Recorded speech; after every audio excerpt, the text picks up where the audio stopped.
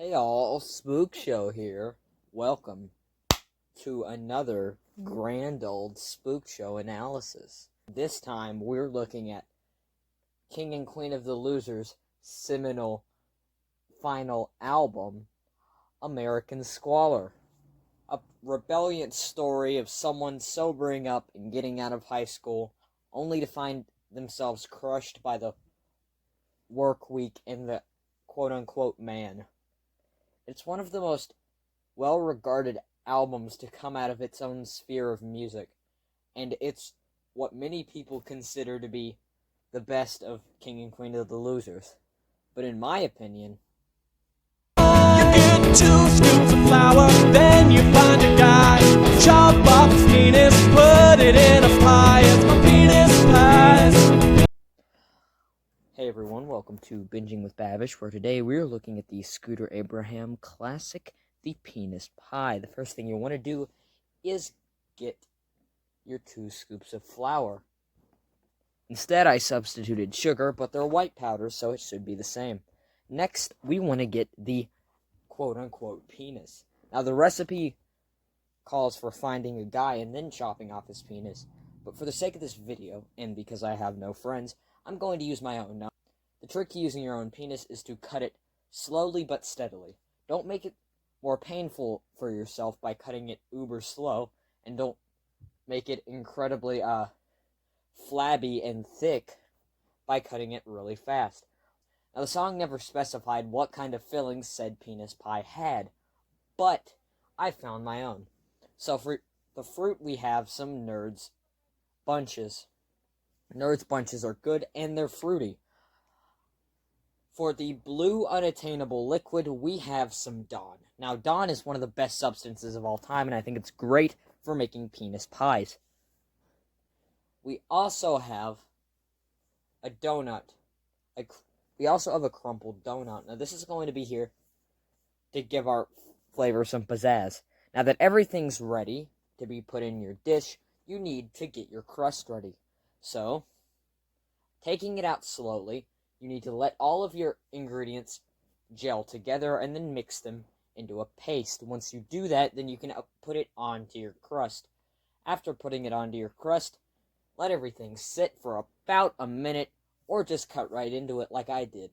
And while it's not the best pie I've ever had, I think it's one of the best.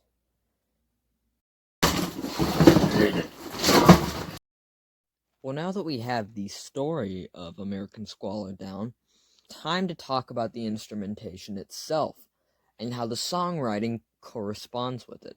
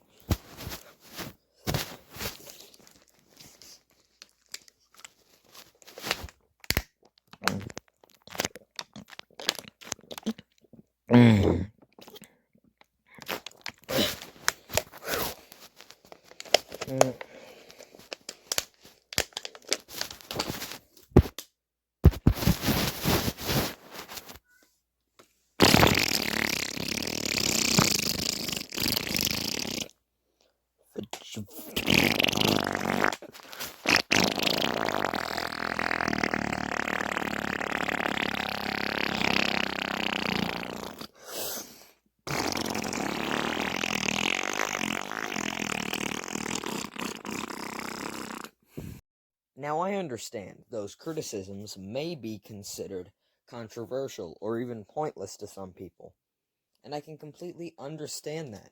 Many people look past this album and see a phenomenal 10 out of 10 record. They can completely ignore my few problems with it and give it the 10 rating. So, for the sake of diversity, I've given a few people the time of day to talk about this, including one of the head writers, Scooter Abraham himself.